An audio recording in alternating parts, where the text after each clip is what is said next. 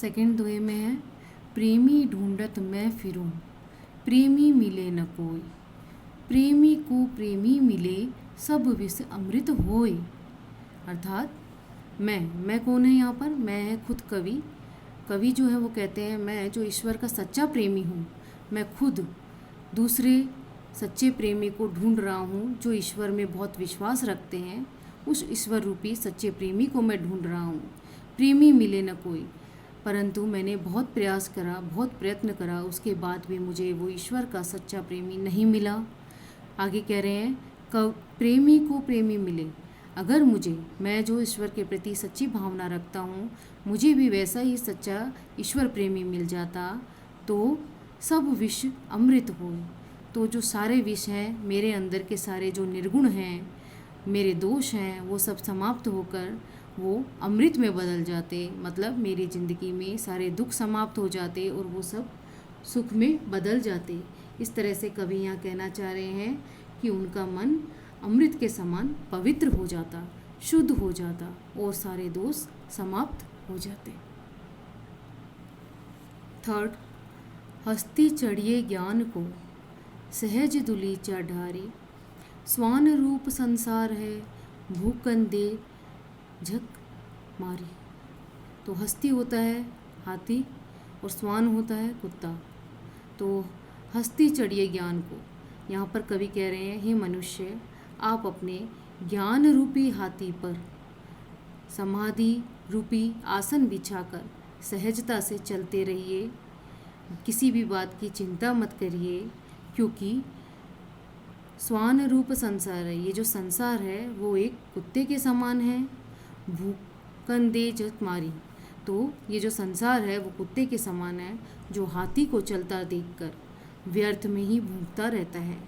अर्थात इसमें कवि कहना चाह रहे हैं, हे मनुष्य, आप लोगों को किसी की निंदा की परवाह किए बिना ईश्वर की सच्ची भक्ति में लगे रहना चाहिए और ईश्वर के प्रति अपनी आस्था को बनाए रखना चाहिए।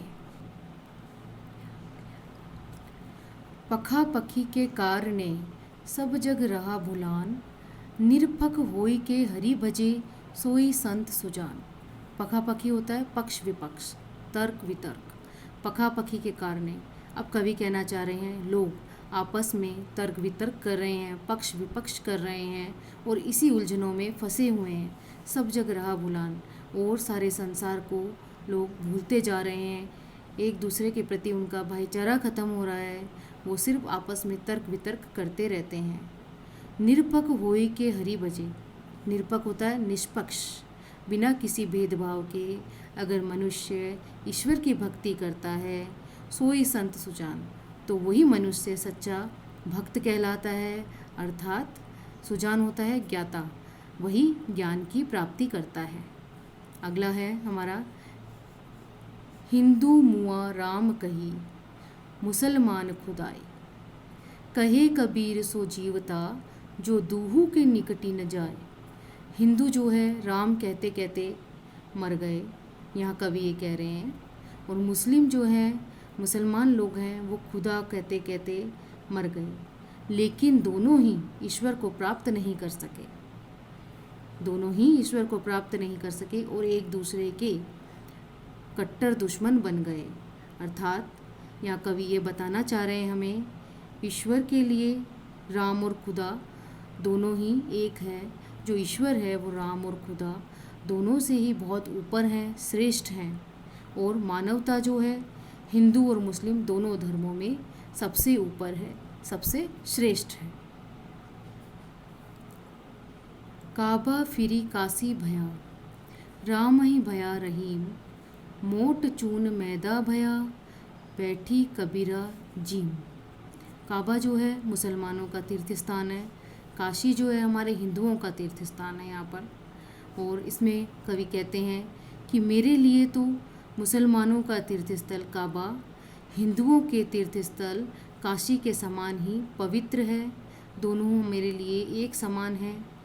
और यहाँ पर कवि कह रहे हैं, मोट चून मैदा भया, मतलब वो कह रहे हैं जिसे मैं मोटा चून, चून हो गया अनाज, मोटा चून मोटा अनाज समझकर अखाद्य समझ रहा था, अखाद्य समझ रहा था, वही मेरे लिए बारीक मैदा बन गया है, बारीक मैदा बन गया है।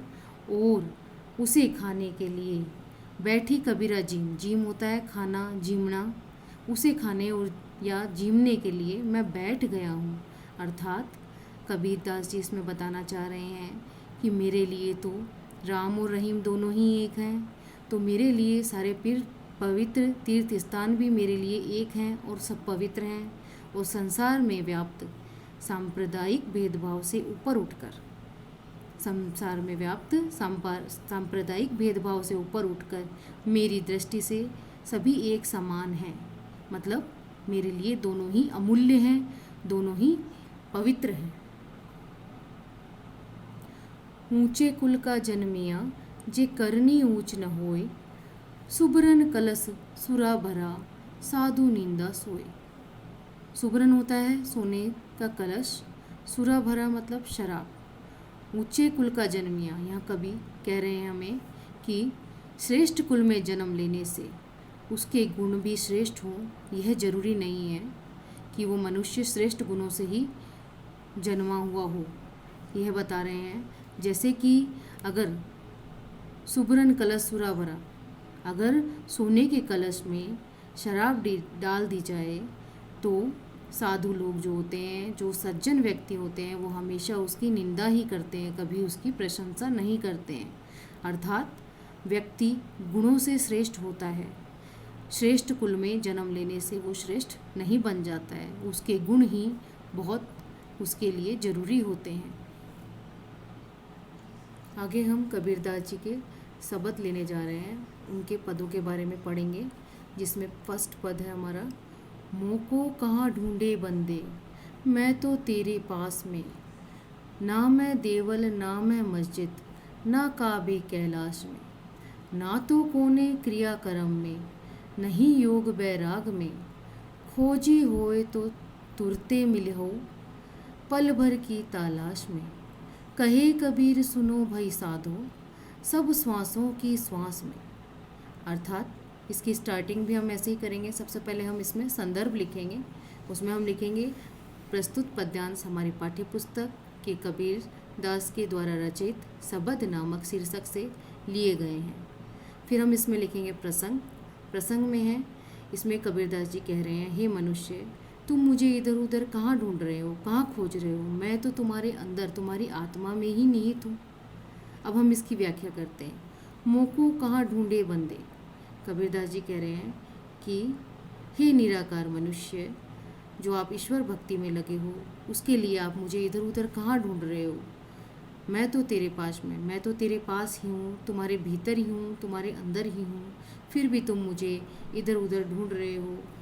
ना मैं देवल ना मैं मस्जिद, मैं ना तो किसी मस्जिद में हूँ, ना ही मैं किसी मंदिर में हूँ, देवल होता है मंदिर, ना ही मैं मंदिर में हूँ, ना मस्जिद में हूँ, ना ही मैं मुसलमानों के पवित्र तीर्थ जिसका नाम है काबा, ना मैं वहाँ हूँ, ना मैं ईश्वर द्वारा, ना ही मैं हिंदुओं के कैलाश में हूँ, ना तो कोने क्रियाक्रम में, ना ही मैं किसी क्रियाक्रम में हूँ। अर्थात जो सांसारिक आडंबर हैं और योग साधना है, वैराग्य है, धारण करे हुए हैं, उन सब के द्वारा भी मैं प्राप्त नहीं हो सकता हूँ और इन सब से प्राप्त नहीं हो सकता। अगर मुझे कोई सच्चा ईश्वर भक्त खोजी होए तो तुरंत मिले, मुझे कोई सच्चा ईश्वर भक्त ढूंढता, तलाश करता मेरी, तो मैं उसे तुरंत दर्शन दे देता।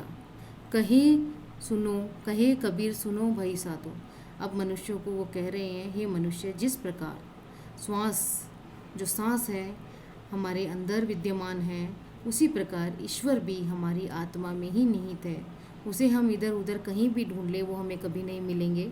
वो हमारी सच्ची भक्ति, सच्ची आराध्य से ही हमें प्राप्त हो सकते हैं, क्योंकि वो हमारे अंदर ही हैं।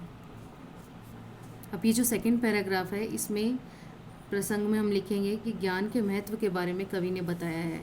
जो स्टार्ट हो रहा है, संतों भाई आई ज्ञान की आंधी रे, वो संतों को कह रहे हैं, साधुओं को कह रहे हैं, ज्ञान की आंधी आई है, भ्रम की टाटी सबे उड़ानी, माया रहे न बाती। अब इसमें कवि कह रहे हैं हमें कि हे संत महात्मा, साधु संतों, ज्ञान की आंधी आ गई है, जिस प्रकार से आंधी आने से जो टाट की पट्टियाँ हैं वो उड़ जाती है, पर्दे उड़ जाते हैं, उसी प्रकार से ज्ञान के उत्पन्न होने से जब हमारे अंदर ज्ञान प्रकट हो जाता है, ज्ञान आ जाता है, तो हमारे सारे भ्रम जो होते हैं वो नष्ट हो जाते हैं। भ्रम की टाटी सबे उड़ानी, नष्ट हो जाते हैं। माया रहे न बांधी, तब जो माया मोह का जो बंधन है वो सब समाप्त हो जाता है। आगे, हिति चित्ती की द्वे थुनी गिरानी, मोह बलिंडा टूटा, तृष्णा होती है हमारी, चाह प्यास, छानी परी घर ऊपरी, कुब्दी का भांडा फूटा। कुब्दी हो गया बुरे विचार, जो हमारे मन के बुरे विचार हैं उनका अंत हो जाएगा। जिस प्रकार से तेज आंधी आती है उसके वेग से, तेज आंधी के वेग से जिस प्रकार से आने से जो खंबे हैं, यहाँ पर थुनी का मतलब होता है खंबे गिर जाते हैं, उसी प्रकार से ज्ञान की प्राप्ति होने पर सारा मोह माया जो है वो ख़त्म हो जाता है, उसी के खंबे भी टूटकर गिर जाते हैं। इसी प्रकार से चाह रूपी छप्पर जो है उसके कारण आने से, छप्पर के गिरने से, चाह का जो छप्पर है वो गिरने से उसके अंदर रखे बर्तन जो है, भांडा होता है बर्तन, वो बर्तन फूट जाते हैं, वो टूट जाते हैं। उसी प्रकार से शारीरिक अहंकार जो हमारे अंदर का अहंकार है वो नष्ट हो जाता है, उसके अंदर जो बुरे विचार हैं वो समाप्त हो जाते हैं। जोग जुगती करे संतो बादी, निर्चु चुए न पानी, कूड़ कपट काया का निष्क्या, हरि की गति जब जानी, आंधी पीछे जो बल बूटा, प्रेम हरिजन बिना, कहे कबीर भान के प्रकटे, उदित भया तम खीना। भान होता है सूर्य, उदित तम खीना हो गया, अंधेरा नष्ट हो गया। अब इसमें आगे कवि कह रहे हैं हमें कि तब इस प्रकार से जो है जोग है संत, जोग जुक्ति करी संत बादी, जिस प्रकार से जो संत लोग हैं उन्हें वास्तविकता का एहसास हो गया, उनके अंदर का जो अहंकार है वो समाप्त हो गया। वे समझ गए कि बाहरी छप्पर जो है, जो हमारी मोह माया है, वो सब व्यर्थ की बातें हैं। तब उन्होंने योग साधना की, युक्तियों की सहायता से योग साधना करके उसकी सहायता से उन्होंने अपने अंदर के जो अहंकार है उसका अंत किया, और इस प्रकार से अपने अंदर का जो कूड़ा करकट है, जो कूड़ा करकट है हमारे उनके अंदर का, वो उन्होंने नष्ट किया। और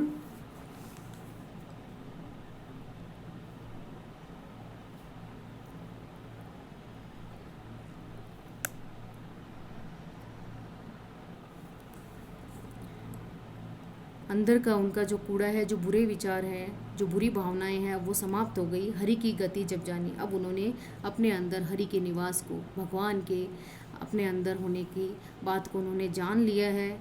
अब वो ये कह रहे हैं कि आंधी पीछे जो जल बूटा, आंधी आने के बाद जो जल आता है, जो वर्षा होती है, शरीर रूपी छप्पर में विषय विकार रूपी जल की एक भी बूंद आने की अब कोई संभावना नहीं रही है। प्रेम हरिजन बिना, अब वो ईश्वर के प्रेम में लग गए हैं, और ज्ञान की इस आंधी के बाद प्रभु की भक्ति में लगने के कारण वो जल की जो वर्षा हो रही है उसके बारे में वो बता रहे हैं। उससे समस्त भक्तजन भीग गए हैं और हरि की भक्ति में वो लीन हो गए हैं। कबीरदास जी कहते हैं, कहे कबीर भान के प्रकटे। कबीरदास जी यहाँ कह रहे हैं, जब वर्षा के पश्चात ज्ञान रूपी सूर्य का उदय होते हैं, तब उससे मन का अज्ञान जो है वो समाप्त हो जाता है, मन के अंदर जो अंधेरा है वो नष्ट हो जाता है, और हम सदा सदा के लिए भगवान की भक्ति में लीन हो जाते हैं और नष्ट हो जाता है।